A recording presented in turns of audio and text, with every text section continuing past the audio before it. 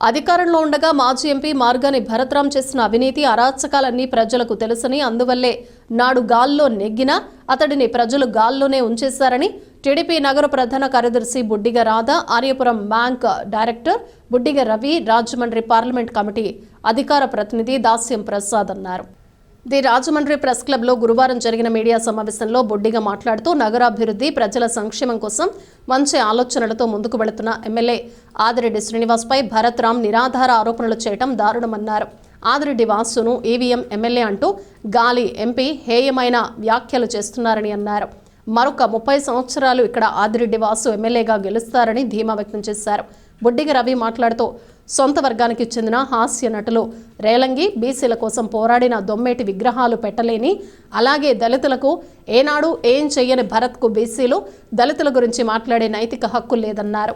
దాస్యం మాట్లాడుతూ మతి భ్రమించి ఖాళీగా ఉంటున్న గాలి ఎంపీ భరత్ ఎమ్మెల్యే ఆదిరెడ్డి వాసుపై చేసిన వ్యాఖ్యలు హాస్యాస్పదంగా ఉన్నాయన్నారు. సొంత పార్టీలోనే అతని పరిస్థితి అందరికీ అర్థం కావటం లేదన్నారు. టీడీపీ నాయకులు తవ్వ రాజా, కోకనట్ట వాసు, కోసూరి చండీప్రియ, ఉర్లంకల లోకేష్, గొర్రె రమణి, కర్రీ కాశీ, మళ్ళా వెంకటరాజు, శామ్ పాల్గొన్నారు. ఫస్ట్ మీరు ఆత్మవిమర్శ చేసుకోండి. శాండ్ సంబంధించిన దాంట్లో ఎమ్మెల్యే గారి కంట 24 లక్షలు ప్రతిరోజు వచ్చేస్తుందంట. దానికోసం అంట ఈయన ఒక 3 మిషన్లు కొన్నారంట. ఈ 3 మిషన్లు ఈ లక్షలు లెక్క పెడతా ఉంటే మిషన్లు కాలిపోయాయంట. ఏమంటే అసలు మనకు తెలియగలుగుతున్నాం అంటే మీరేమన్నా లెక్క పెట్టి చోట అందులో దూరేరా? ఎలా దూరి చెప్తున్నారు? మీకు అసలు ఏమన్నా చిప్పు పనిచేస్తుందా? చిప్పు ఏమన్నా దొబ్బిందా? మాకేం అర్థం కావట్లే.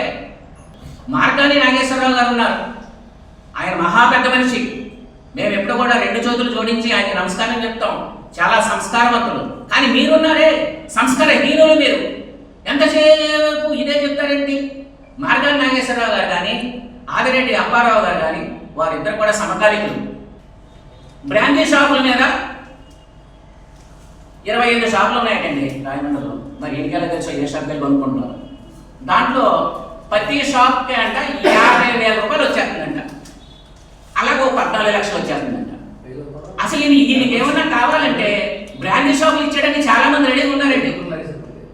ఎలా మొత్తుకుంటారంటే, బాబు నాయన ఇంట్లో ఎందుకు దూరేవరా తండ్రి, అసలు మొత్తం లాస్, నాకంతా లాస్ మీద నడుస్తుంది. గంట షాపులు తీసుకోవచ్చుగా. 24 లక్షలేమో దాని మీద, 14 లక్షలేమో దీని మీద, ఇంకో వారి మీద ఎన్నో లక్షలు. ఇవన్నీ మీరు ఏం చేస్తారంటే పడుకున్నప్పుడు కల్లోకి ఏమన్నా వస్తున్నాయేమో. మనం అధికారంలో ఉన్నప్పుడు ఎదర ఒక వ్యాన్ అంటా ఉండేది, వెనకాల ఒక వ్యాన్ అంటా ఉండేది, ఎస్కాట్. మన మధ్యలో ఉండేవాళ్ళు అంత ప్రోటోకాల్లో ఉన్నాం. ఇప్పుడు ప్రోటోకాల్ లేదు.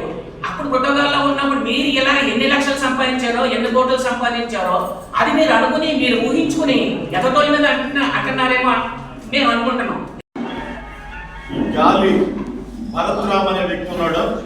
ఆ వ్యక్తి చేస్తున్నటువంటి వ్యాఖ్యలు చాలా హాస్యాస్పదమైనటువంటి వ్యాఖ్యలు.